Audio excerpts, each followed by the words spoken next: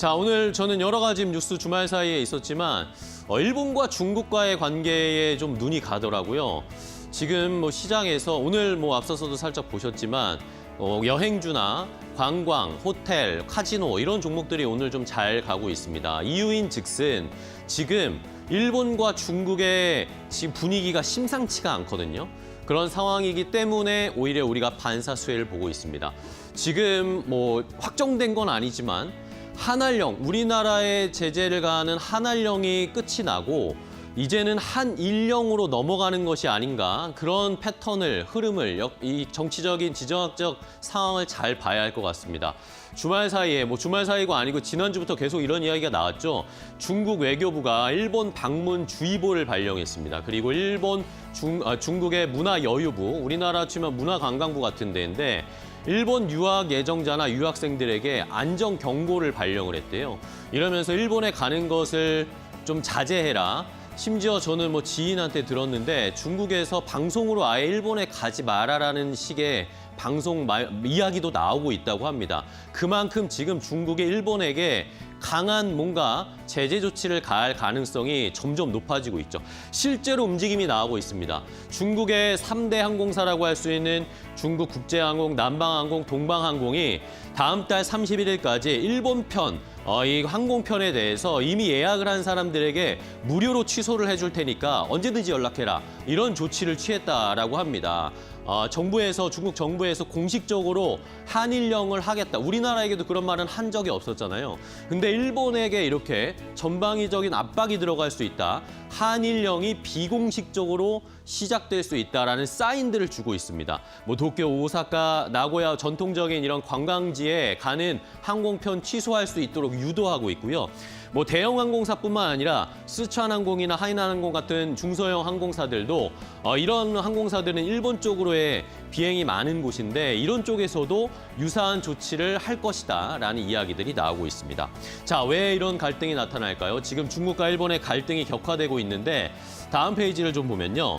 결국에는 지금 다카이치 총리가 얼마 전에 발언했던 대만과 관련된 이야기 때문입니다. 자, 일본의 상황입니다. 다카이치 총리가 대만에서 만약에 중국과 대만의 충돌이 발생을 하면 일본의 존립 위기 사태가 발생할 수 있다. 그러면서 하는 말이 군사적으로 우리도 개입할 수 있다라고 일본 측에서 지금 얘기를 하고 있습니다. 일본이 군사적으로 움직일 수 있다는 건 굉장히 민감한 상황이죠. 중국이 바로 반발하고 나섰습니다. 자, 일본이 지금 중국의 내정에 간섭을 했다 이러면서 중국 해경선 4척을 일본 통제 해역에 지금 진입을 시켰습니다. 지정학적으로도 약간의 리스크가 발생을 한 것이죠.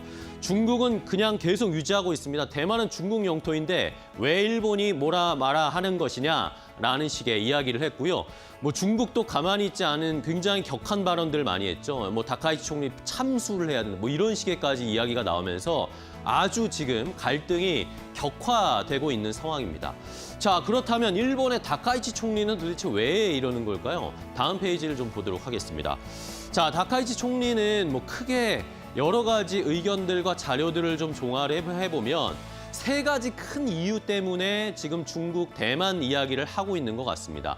자, 일단은 일본이 지금 대만에 수출하는 금액이 점점점 늘어나고 있습니다. 그러니까 대만 쪽에서 일본이 돈을 꽤나 많이 벌고 있다라는 것이죠.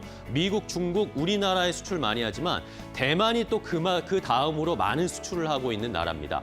자, 그리고 여기에다가 이 대만 해역이 굉장히 일본에게 중요한데 일본이 수입하는 그 통로가 대부분의 배들이 대만 해역을 통과하는 배들이 많습니다. 그리고 일본이 중동에서 석유를 사올 때 그 대만 해협을 지나는 이 원유선들도 굉장히 많은 상황이죠. 그러니까 거기가 만약에 문제가 생기면 일본에게는 민감합니다. 경제적으로 타격이 생길 수 있다라는 것이죠.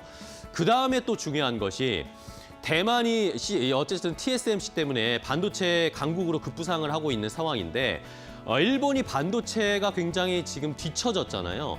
일본이 반도체의 부활을 지금 시도를 하고 있는데 거기에서 중요한 역할을 하는 게 또 대만입니다. 그중에서 TSMC. TSMC가 일본에 투자를 하면서 TSMC 공장을 일본에다가 막 짓고 있거든요.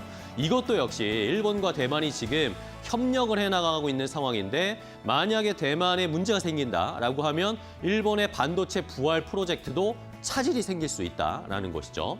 자, 그리고 마지막은 아까도 말씀을 드렸는데 일본이 군사력을 뭔가 다시 증강시키기 위한 일본 보수 세력의 움직임도 역시 하나의 중요한 원인인 것 같습니다. 자, 일본 지금 다카이치 총리가 계속해서 핵무기를 제조하지도 보유하지도 반입하지도 않는다. 이런 일본의 비핵 3원칙을 조금 수정해야 된다라고 계속 얘기를 하고 있습니다. 그중에 뭐 직접 만든다 이런 것은 아니지만 반입하지도 않는다에 대해서는 이것은 자민당이 좀 수정을 해야 된다라는 식으로 지시를 내렸다라는 소식이 있습니다. 일본이 핵으로서도 뭔가 만들어내고 싶어하고 군사력으로도 계속 정규적인 군을 다시 재편하고 싶어 하잖아요. 이런 것들을 통해서 만약에 중국과 대만에 트러블이 생긴다. 근데 일본에게 중국이 뭔가 해코지한다. 그러면 미국에게 트럼프에게 일본이 할 말이 생기죠. 우리가 군대를 제대로 좀 갖춰야 된다. 중국이 위협하지 않느냐라는 식의 시나리오도 생길 수가 있습니다.